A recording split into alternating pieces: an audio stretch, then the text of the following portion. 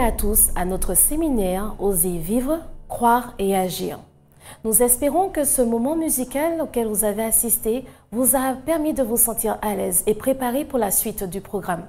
Maintenant, je vais vous inviter à nous adresser ensemble à Dieu. Notre Père, notre Dieu, nous te remercions pour tes grâces et tes bénédictions. Merci pour cette opportunité supplémentaire que tu nous donnes afin d'apprendre non seulement à mieux nous connaître, mais par-dessus tout, Seigneur, à mieux connaître les projets, les plans que tu as fait pour chacun d'entre nous, parce que tu souhaites que chacun d'entre nous puisse vivre, croire et agir. Que ta paix et ta grâce soient avec nous, au nom de Jésus ton Fils et pour ta gloire. Amen. Je vous invite maintenant à suivre la suite du programme. Le résultat des fausses croyances sur notre état naturel de leader que notre culture nous a conduit à accepter nous a emmenés trop naïvement et facilement à déléguer notre propre rôle et nos responsabilités. Mais comment développer un plan concret pour remplir notre vision dans ce contexte ?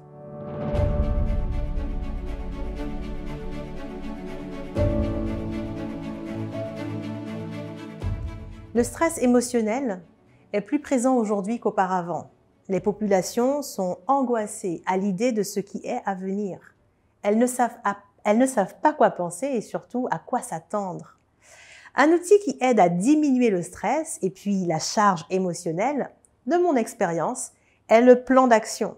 Le plan d'action par rapport à votre vision, puisqu'il s'inscrit sur une vision laquelle donne de l'espoir par rapport à l'avenir.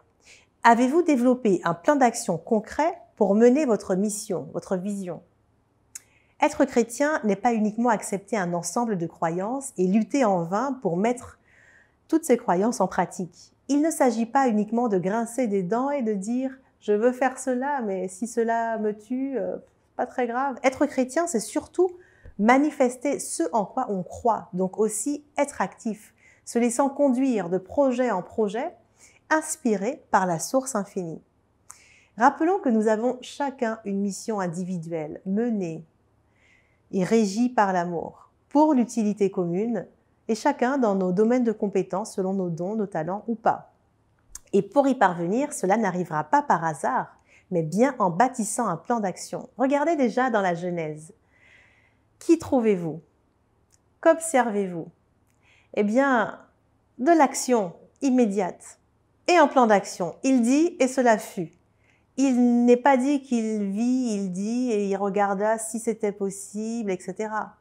Quand on lit la création, le processus de la création, on voit également qu'il n'a pas tout fait en un jour. Il y est allé étape par étape. Donc il a commencé par ce qu'il semblait pour lui immédiatement utile.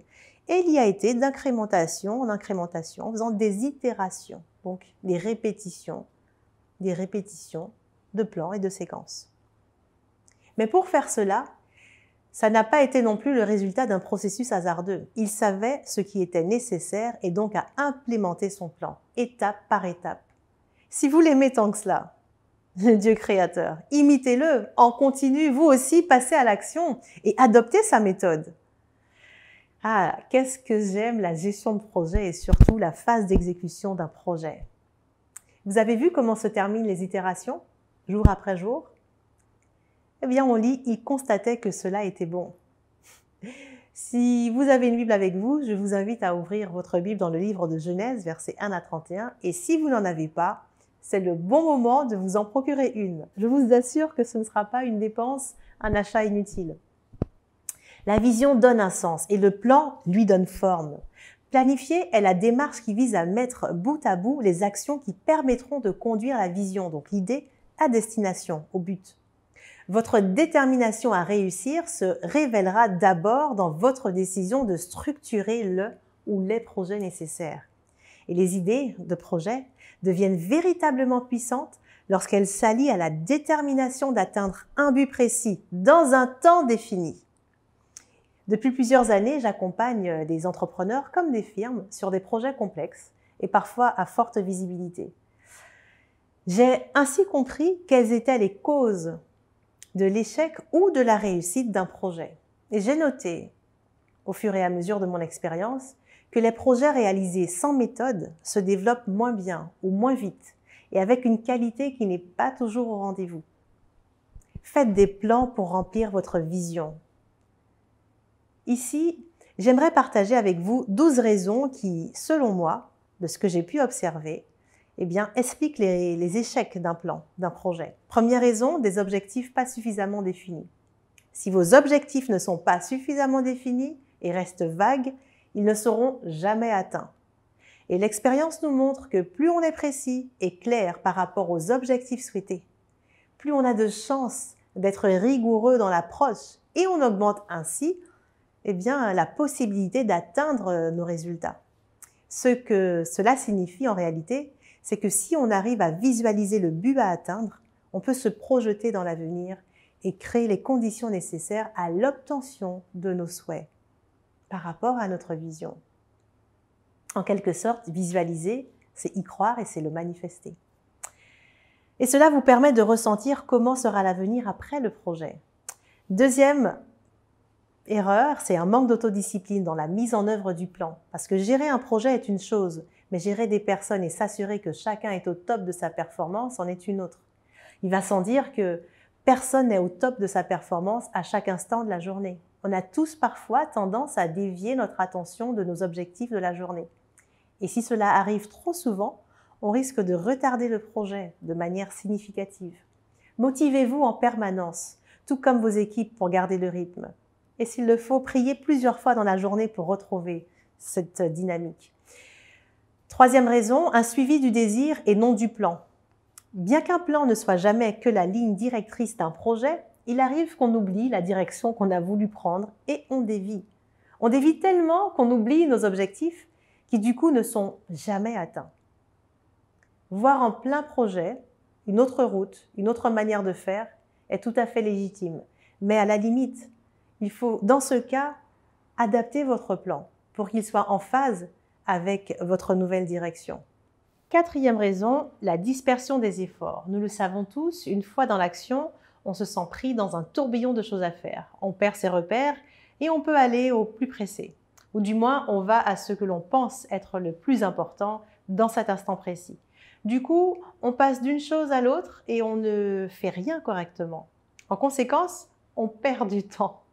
Et comme cela a tendance à se répéter, on perd de plus en plus de temps jusqu'à ralentir le projet qui finira du coup avec beaucoup de retard. Cinquième raison, une acceptation de changement du projet sans réviser le plan. Rien ne va jamais comme prévu. On a beau préparer le projet avec le plus d'attention possible, le plus de foi possible, le plus d'engagement possible, il y a souvent ce petit grain de sable interne ou externe qui nous fait dévier. Quelle que soit la nature de ce grain de sable, il est bon de prendre un peu de recul, de l'analyser et de voir s'il contribue à nous rapprocher de nos objectifs ou au contraire, s'il nous en éloigne. Sixième raison, un manque de temps pour bien choisir les personnes qui vous entoureront. Pour aller plus vite, on prend parfois des raccourcis et ne pas prendre le temps de bien choisir ses partenaires engendre souvent des désenchantements. Bien choisir les personnes avec lesquelles on interagit est essentiel. Validez ces personnes avec la source infinie avant d'aller plus loin. Ne vous précipitez pas. Septième raison, une incapacité à coopérer avec certains membres lors de votre projet. On ne peut pas toujours s'entendre avec tout le monde. Ça arrive. On pourrait dire que c'est naturel. C'est pour cela qu'il faut toujours considérer les aspects humains dans votre projet. Si vous voyez que votre groupe ne tourne pas à plein régime ou qu'il y a des problèmes dans les interactions, n'attendez pas, ne laissez pas les choses se faire. Vous voyez comment, en toute transparence, demandez comment vous pouvez les aider. Huitième raison, un manque de créativité, de flexibilité ou de réactivité. J'ai connu des personnes qui suivent le plan sans même réfléchir. Elles ne réfléchissent plus et qui laissent aller les problèmes. Réagissez le plus tôt possible. Neuvième raison, prendre des décisions beaucoup trop tard. N'hésitez pas à prendre des décisions qui s'imposent, même si elles sont difficiles. Vous pouvez, par exemple, avoir à vous séparer d'une personne, d'un prestataire, ou d'un membre de votre famille, par exemple. Faites-le. Une fois que tout le monde est aligné et est là où il doit être, les choses reprennent alors un rythme et une cohérence. Soyez toujours courtois, mais ferme et clair dans vos décisions, comme Jésus l'était. 10e raison, un suivi du projet inadapté. Faire des plans, c'est bien, mais ne pas les suivre, eh bien, c'est comme si vous n'aviez fourni aucun effort. Alors, pour vous assurer d'arriver à destination et d'atteindre vos objectifs, évaluez à quel moment il est opportun de suivre votre projet. 11e raison, eh bien, problème d'argent, insuffisance de capitaux. Rappelez-vous que l'argent n'est pas tout, bien qu'il reste essentiel si on veut avancer sur le projet. Faites un bon suivi de vos finances. N'hésitez pas à faire ce qu'on appelle travailler votre intelligence financière. 12e et dernière raison, le manque de foi. Beaucoup de projets s'arrêtent parce que le porteur du projet n'y croit plus. Si vous cessez d'y croire, qui le fera à votre place? Restez donc connectés pour cela à la source infinie pour chaque jour qu'elle renouvelle votre intelligence et votre confiance. Lorsque j'ai décidé de passer de l'idée à l'action, de lancer mes premiers projets, eh bien pour les réussir et surtout avoir une croissance graduelle et continue, eh bien j'ai compris qu'il fallait que je sois plus combative et surtout disciplinée. Et plus j'avançais sur mes projets, plus j'avais des interactions à différents niveaux. Et c'était plus mes compétences qui comptaient, mais surtout mon savoir-être. Et c'est en formant des projets qui ne tiennent pas en compte uniquement notre personne, des projets qui transforment positivement l'avenir de notre société, que l'on comprend l'urgence de développer un caractère solide pour s'accrocher et y parvenir. Quel que soit le domaine, lorsque l'on passe à l'action, ce qui prime, eh bien, c'est votre état d'esprit, c'est votre caractère.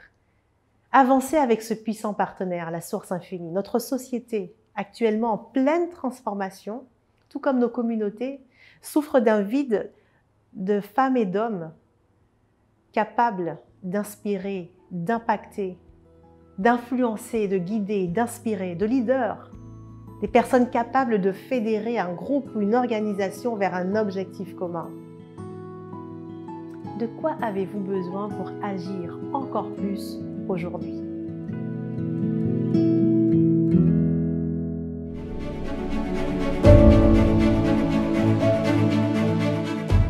Bonsoir. Une fois de plus, nous sommes contents de vous rencontrer depuis le début de ce séminaire. Nous sommes contents de voir qu'il y a beaucoup de personnes qui partagent, qui apprécient et qui se rendent compte qu'ils avaient fait le bon choix de pouvoir se connecter et de pouvoir entendre, écouter ces réflexions motivantes qui les permettent de pouvoir apprendre à pouvoir être beaucoup plus heureux, beaucoup plus épanouis. Je voudrais vous inviter à ne pas garder égoïstement ce que vous entendez, ce que vous voyez. Partagez-le avec tous vos amis, partagez-le avec vos collègues parce qu'ils en ont besoin. Vous savez, nous sommes dans un monde où on se pose beaucoup de questions. On se demande, mais qu'est-ce qu'on peut faire? Comment on peut faire? Comment on peut avancer sur quelque chose? Eh bien, le texte fondamental, pour moi, ce que nous avons vu durant ce soir avec la conférencière, c'était développer un plan concret pour remplir la mission. Il y a beaucoup de gens qui pensent que le succès arrive sans plan. Mais j'ai la triste nouvelle de vous annoncer qu'aucun succès n'arrive pas si vous n'avez pas un plan. Même si le plan n'est pas rédigé, mais vous devez avoir un plan. Car cela vous apporte de l'assurance. Cela vous permet de pouvoir savoir dans quelle direction aller. On peut réussir sans plan. Et c'est pourquoi nous avons parlé de développer un plan concret pour remplir la mission. Et bien ce soir, nous allons voir une autre facette de la manière qu'on peut vivre ce plan avec Dieu. Il y a un élément que je voudrais vous informer. La prière reste un élément subtil de la foi pour communiquer avec Dieu. La prière, moment où l'on rencontre intimement Dieu, sans foi, sera qu'un simple entretien et pas plus. Souvent des moments, si vous priez et que vous ne me manifestez pas de la foi, mais c'est sûr que ça sera juste un petit moment que vous aurez passé, mais il n'y aura pas d'autre chose. Et puis sachez que lorsque vous priez à quelqu'un qui a un plan pour vous. Dieu a un plan pour toi. Si dans la vie, quel que soit là où tu te trouves ce soir, aujourd'hui, quel que soit le moment que vous écoutez cette réflexion, sachez que Dieu a un plan pour vous. Et le plan de Dieu, Jérémie nous le dit au chapitre 29, verset 11. Jérémie nous dit, car je connais les plans que j'ai formés pour toi, dit l'Éternel, projet de paix et non de malheur, afin de vous donner un avenir et de l'espérance. Oui, Dieu a un plan pour toi. Peut-être qu'on avait fait des plans pour que tu ne sois pas en vie, mais j'ai la bonne nouvelle de te dire ce soir que Dieu a un plan pour toi. Chaque être humain sur cette terre, Dieu a un plan pour lui. Donc, toi aussi, Dieu a un plan pour toi. Et ce n'est pas un plan pour pouvoir te mettre dans la souffrance. Il a dit, je connais les projets que j'ai formés, dit l'Éternel, projets de paix et non de malheur. Beaucoup d'espérance pour toi ce soir. Dieu a un plan pour toi. Dans ce texte que nous venons de lire et dans tous les autres que nous avons vus, c'est un texte qui reste fondamental pour nous. Un Dieu qui planifie pour moi, mais qui ne s'impose pas à moi. Vous savez, nous avons vu dans d'autres réunions, dans d'autres moments de réflexion, beaucoup de choses. Je voudrais rappeler que Dieu se place toujours en celui qui vient, qui frappe, mais il n'impose pas. Il ne s'impose pas, il ne bloque pas, il ne cherche pas à pouvoir t'imposer, à pouvoir faire au-delà de ce que tu ne peux. Dieu veut faire avec toi. Il veut faire avec toi, pour toi. Et il veut même faire en toi aussi. Mais tout cela, c'est toi qui dois lui donner, c'est toi qui dois donner cette permission. Dans Jacques 4, verset 15, il a dit, vous devriez dire au contraire, si Dieu le veut, nous vivrons et nous ferons ceci ou cela. Il y a des moments dans la vie où nous voulons faire des choses, mais sachez que si vous faites quelque chose, prenez Dieu comme associé, prenez Dieu comme témoin, prenez Dieu comme celui qui est capable de vous aider à réussir, parce que c'est lui le garant de la réussite et de la vraie réussite. Dieu est celui qui est capable d'aider tout homme et toute femme à bien réussir. Je voudrais ce soir vous poser une question. Puisqu'on parle de plan, puisqu'on a parlé d'un plan concret pour développer un plan concret ce soir pour remplir la mission, est-ce que vous connaissez le plan par excellence que Dieu a pour toi? Est-ce que tu connais le plan par excellence que Dieu a pour toi? La Bible répond dans le livre de Jean au chapitre 14, verset 1 à 3, et je vais lire avec vous. Il dit, quand votre cœur ne se trouble point. C'est vrai que nous vivons dans un monde troublé. C'est vrai que nous vivons dans un monde avec des difficultés, des entreprises qui sont faillites, des choses qu'on ne comprend pas. Mais il est dit, quand votre cœur ne se trouble point. Croyez en Dieu. J'aime bien ça, croyez en Dieu et croyez en moi. Jésus qui disait, croyez en Dieu, croyez en moi. C'est-à-dire, donner la possibilité que vous puissiez croire en Dieu et croire en Jésus, puisque nous avons dit aussi lors de nos réunions, conférences, nous avons vu que nous devons demander au nom de Jésus. Il dit, croyez en Dieu et croyez en moi. Et il dit, plus loin, il y a plusieurs demeures dans la maison de mon Père. Si cela n'était pas, je vous l'aurais dit. Et je vais vous préparer une place. Et lorsque je m'en serai allé, que je vous aurai préparé une place, je reviendrai, je vous prendrai avec moi, afin que là où je suis, vous y soyez aussi. Il y a beaucoup de gens qui cherchent des places. Il y a beaucoup de gens qui cherchent à habiter un endroit. Il y a des gens qui paient très cher un petit morceau, un petit lopin de terre, parce qu'ils veulent habiter un endroit. Mais ce soir, aujourd'hui, tandis que vous entendez, quelle que soit l'heure que vous entendez cette réflexion, sachez que Dieu vous dit, que Jésus nous dit du moins, qu'il va nous préparer une place et qu'il reviendra pour nous emmener là où il est, là où il a préparé cette place pour nous. Voici le plan que Dieu a mis en place pour toi. Voici, c'est un plan extraordinaire. Ce plan-là, Dieu n'attend que toi. Il a déjà tout programmé, tout est déjà programmé. Il ne suffit que ce soit toi qui puisses dire oui. Dans la Bible, nous trouvons une histoire. Un jeune homme qui vivait chez son père tranquillement. Mais à un moment, ils étaient deux frères. ils ont décidé à un moment de pouvoir, l'un d'entre eux, le plus jeune, est allé vers son père. Et il a dit à son père, donne-moi tout ce qui me revient. Et quand il a demandé à son père de lui donner tout ce qu'il devait recevoir, il est parti. Et la Bible déclare qu'il a dilapidé les biens, qu'il a fait tout ce qu'il fallait. Il a usé tout. À un moment, alors qu'il s'est retrouvé en train de surveiller les pourceaux, et là, c'était le temps de la réflexion. Il est rentré en lui-même. Il a réfléchi. Et il a choisi de pouvoir faire quelque chose. Il a choisi de pouvoir revenir chez son père. Et la Bible nous dit que tous les matins, ce père se levait. Il allait en direction de là où son fils était parti. Et quand il allait en direction de là où son fils était parti, il attendait, il scrutait pour voir s'il y avait quelqu'un, s'il y avait quelque chose, s'il y avait... Vraiment, il cherchait de l'espérance. Et puis ce matin, ce jour-là, quand il s'est levé, quand il a été, quand il a commencé à scruter, il a vu quelqu'un. Il a vu quelqu'un qui arrive. Et cette personne qu'il a vu qu'il arrivait, il n'a pas perdu, parce qu'il sait qui est-ce qui arrivait là. Malgré ce vêtement, malgré tout ce qu'on pouvait voir, malgré les cheveux qui avaient poussé, parce qu'il n'y avait peut-être même pas d'argent pour aller se couper les cheveux, le père a reconnu son fils. Et ce qu'il a fait, c'est qu'il est venu se jeter dans les bras de son fils.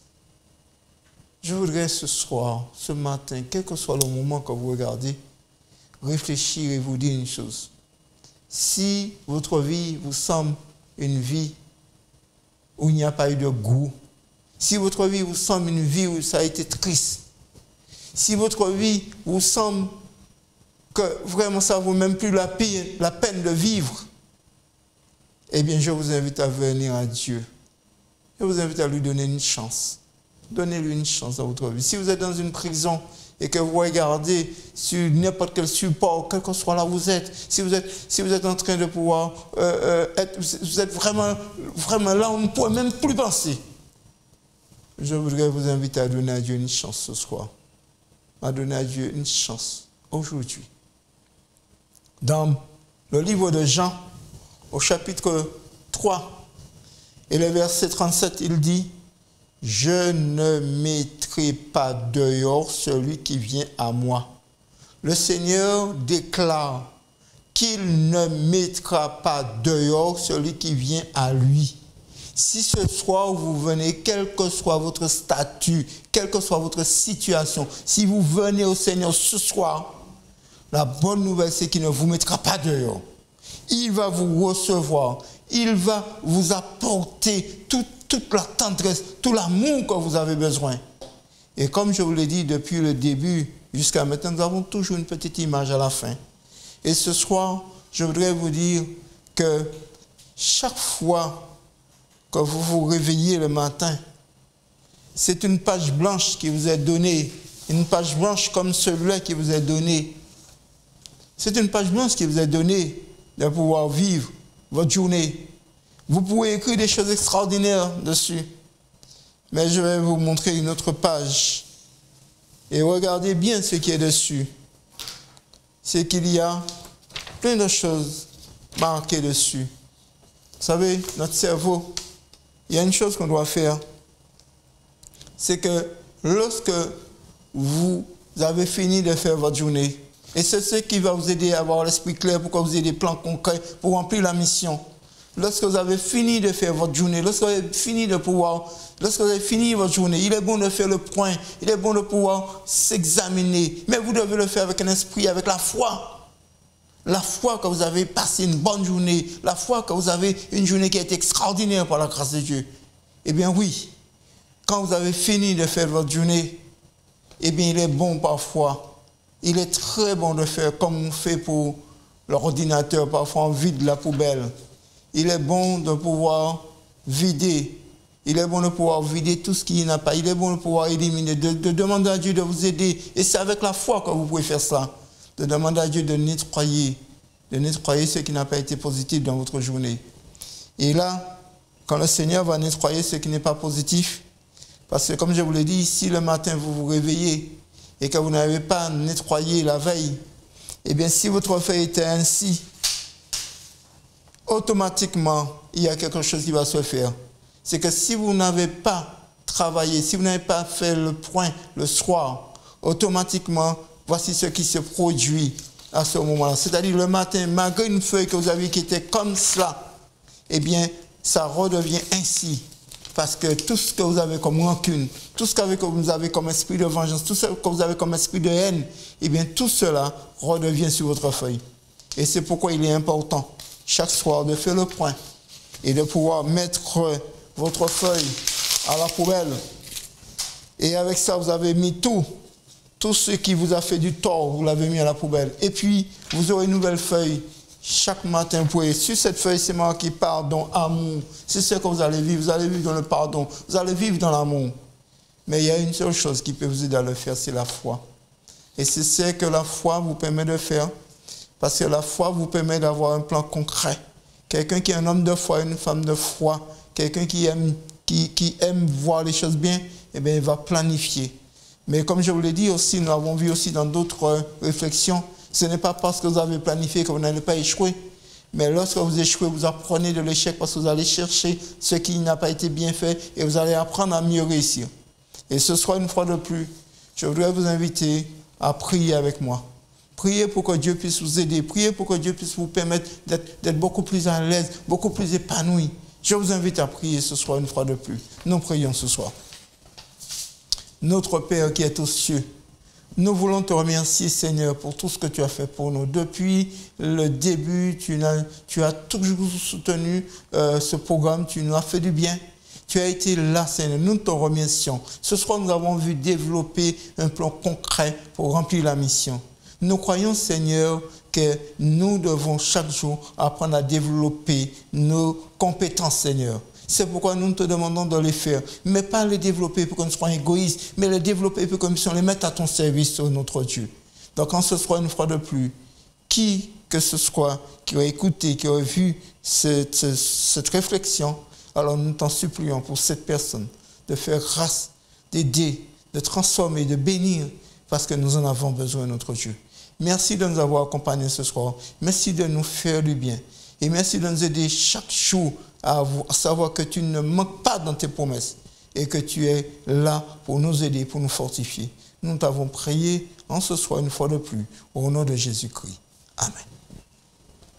Eh bien, une fois de plus, nous terminons ce soir, mais nous vous invitons à partager. Il y a toujours, vous voyez toujours, tous les soirs, il y a le numéro de téléphone, il y a l'adresse email. Si vous avez un besoin, si vous avez une question, si vous avez besoin qu'on puisse prier pour vous, quel que soit ce que vous avez besoin, n'hésitez pas.